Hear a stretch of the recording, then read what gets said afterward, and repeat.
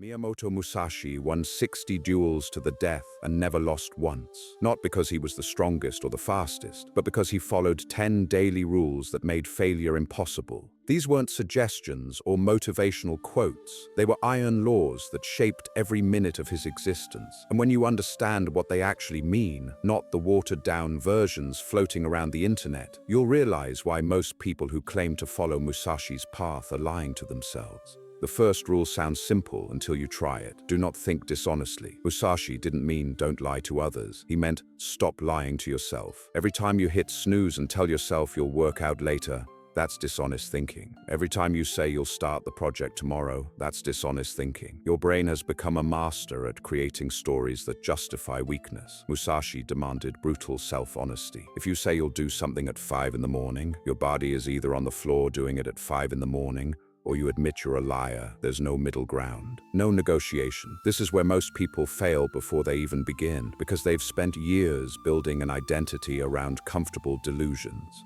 The second rule cuts deeper. The way is in training, not in talking about training, not in planning training, not in buying equipment for training, in the actual repetition of the skill until your body executes without your mind's permission. Musashi spent hours every single day swinging his sword, the same movements, the same forms, thousands of repetitions until the sword became an extension of his nervous system. You're doing the opposite. You read about discipline, watch videos about discipline, buy journals about discipline, but you're not actually training anything. Training means doing the thing when you don't want to, when you're tired, when it's inconvenient, when no one's watching. That's where the actual transformation happens, in the invisible hours when comfort is screaming at you to stop. Become acquainted with every art. This is the third rule, and it's wildly misunderstood. Musashi didn't mean become a dabbler who knows a little about everything. He meant understand the principles beneath all mastery so you can recognize patterns everywhere. He studied sword fighting, but also painting, sculpture, poetry,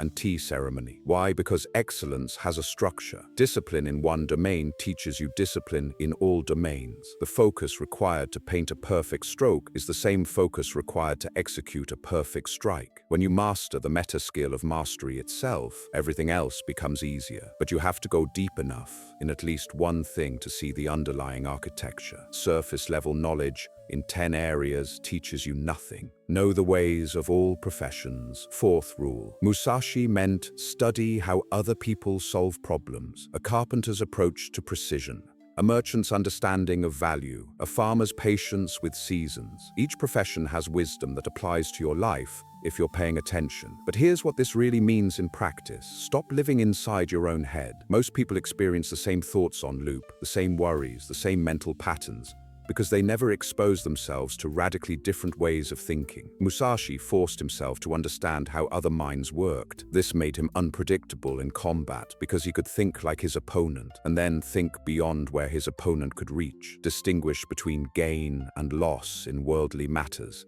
The fifth rule destroys most people's entire strategy for life. You think gain is getting more. Musashi understood gain is eliminating what weakens you. Every commitment that doesn't serve your central purpose is a loss disguised as opportunity. Every relationship that drains your energy is a loss disguised as connection. Every comfort that makes you soft is a loss disguised as reward. Real gain is becoming someone who cannot be broken by circumstances. Real gain is building a mind that stays calm when everything collapses. Real gain is developing the capacity to endure what would destroy the average person. But you're collecting things, experiences, validations, all of which make you more fragile, not less. The sixth rule is where Musashi's system becomes dangerous. Develop intuitive judgment and understanding for everything. This isn't mystical. It's pattern recognition trained through thousands of hours of direct experience. Musashi could sense an opponent's intention before the opponent moved because he'd lived through so many combat situations that his unconscious mind processed information faster than thought. You can develop this same capability, but only through volume. You need so many repetitions that your body learns to respond before your conscious mind catches up. This is why the fixed routine matters. This is why doing the same practice at the same time in the same way every single day rewires your nervous system. You're not building habits, you're building instincts. Perceive those things which cannot be seen. The seventh rule. What Musashi meant was this. Everyone sees the obvious, the opponent's stance, the sword's position, the distance between bodies. Masters see what's hidden, the micro-tension in a shoulder that telegraphs the next move, the shift in breathing that reveals fear, the tiny weight transfer that precedes an attack. These invisible signals determine everything, but only someone who's trained their attention to an extreme degree can detect them. And here's what almost no one tells you about this level of perception. It requires absolute presence.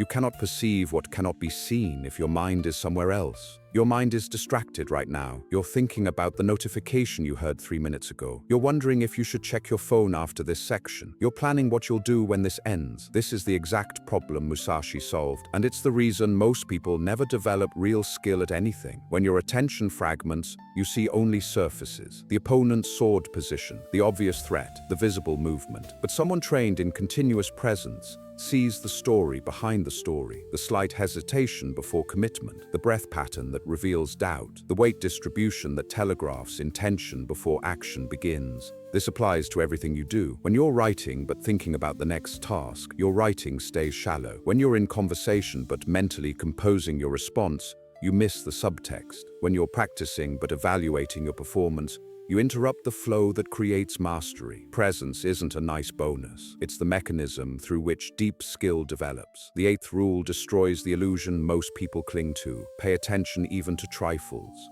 You think small things don't matter. That's why you're weak. A master understands that how you do anything is how you do everything. The way you tie your shoes reveals your relationship with precision. The way you wash dishes reveals your capacity for presence. The way you handle minor frustration reveals what you'll do under real pressure. Musashi didn't separate training from life. Everything was training. Walking was training in balance and awareness. Eating was training in discipline and gratitude. Sleeping was training in letting go of attachment. This is why he became unbeatable, while others with equal technical skill remained merely good. He had no gaps between who he was in the dojo and who he was everywhere else. You have massive gaps. At the gym, you're disciplined. At home, you're lazy. At work, you're focused. With friends, you're scattered. You think you can partition yourself like this without consequence. But your nervous system doesn't work that way. Every time you allow sloppiness in a small moment, you're training yourself to accept sloppiness. Every time you let your attention drift during an easy task,